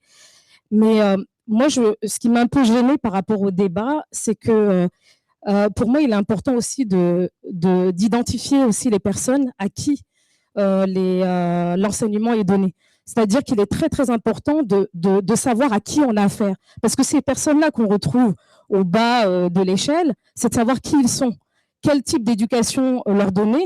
Parce que ces personnes-là qui viennent d'en bas, vous avez des parents qui n'ont pas pu bénéficier d'une éducation de qualité et qui ne peuvent pas non plus envoyer leurs enfants à l'école parce que quand on a le ventre vide, il est très, très difficile de pouvoir envoyer ses enfants à l'école et plutôt les envoyer dans les champs et de pouvoir avoir au moins le minimum vital.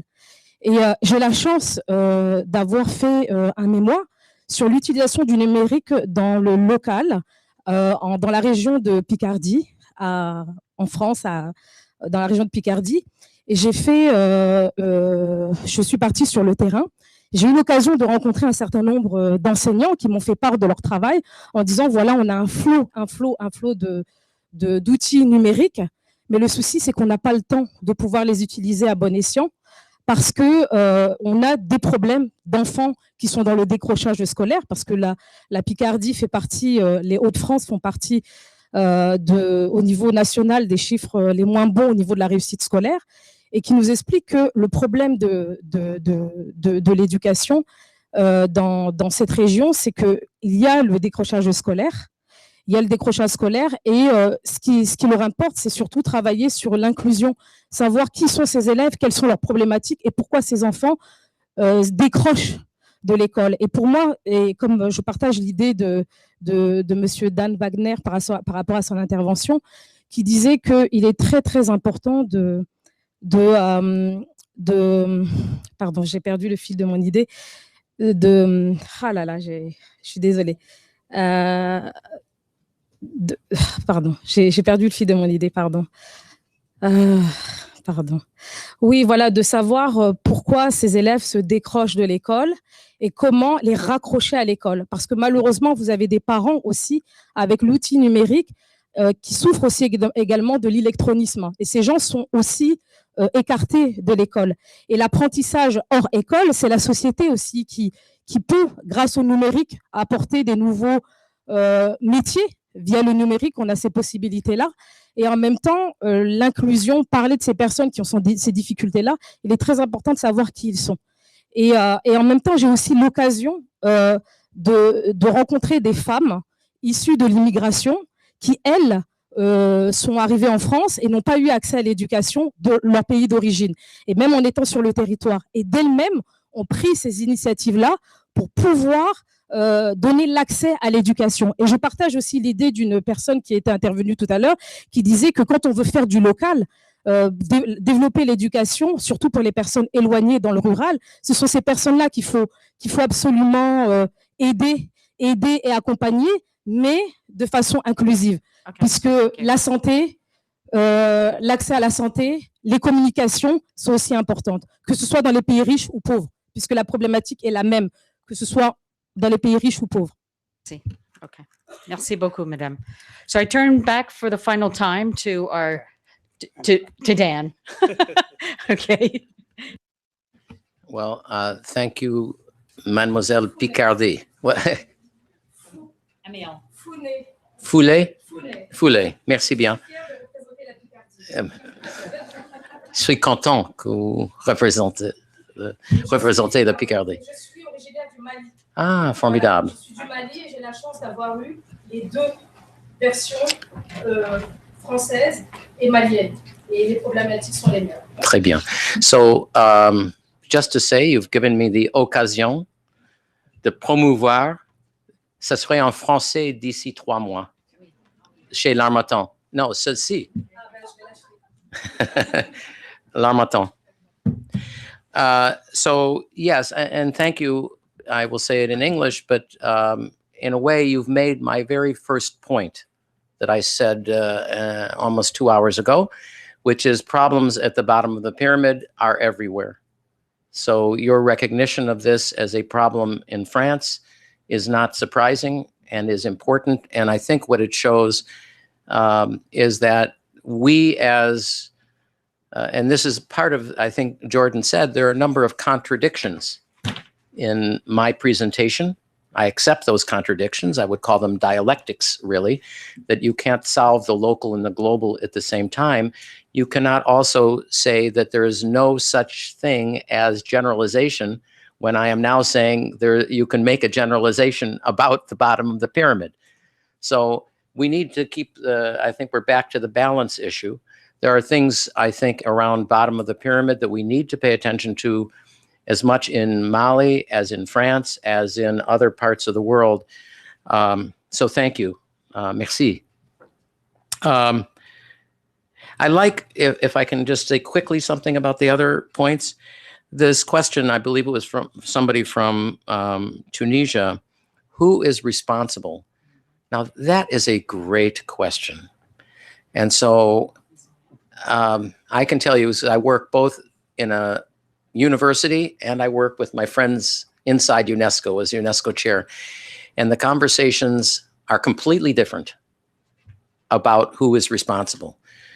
We think we are responsible, the researchers who have the truth according to science and so on. And I think, I'll let Jordan speak, but I think sometimes when you're at a meeting with the representatives, the high-level representatives who are responsible for the SDGs, I was at one of those meetings recently. They're quite interesting and quite good, but there's a feeling that the responsibility lies with the United Nations.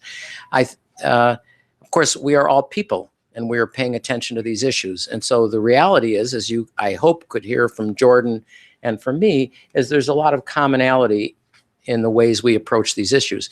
But it is interesting for, I think that the person from Tunisia has said who is responsible. And I would say my quick answer is we are responsible.